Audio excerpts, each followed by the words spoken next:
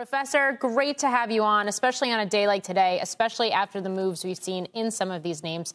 Let's start with Meta, which continued, or I guess finally started to tighten its belt a little bit this week with some of the layoffs we've seen.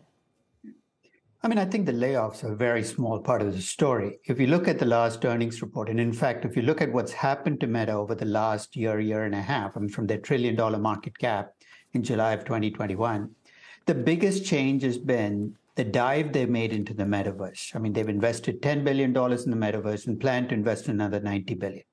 I don't mind, the fact that they're investing in the metaverse, what bothers me is not that it's uncertain and speculative, but I haven't heard a story from the company as to how they plan to make money on the metaverse. What is the business model they plan to use?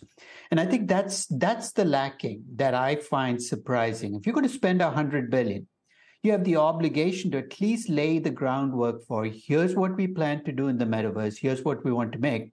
And we haven't heard that from Meta, and that's really surprising when you're making that big a bet. So what do you think of the fact that we've seen that stock move 26% this week? I mean, mind you, I realize it's incredibly beaten down in general this year. And the beaten down is clear. Right now, if you look at Facebook at its absolute bottom, here's what investors seem to be expecting, building in.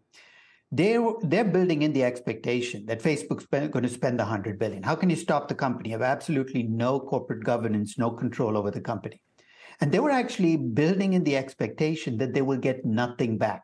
It's almost like they've built in the expectation that the company is going to open a hole in the ground, throw in $100 billion, nothing's going to come out of it. That's a little extreme. This is a company that has a history, of making money on its businesses.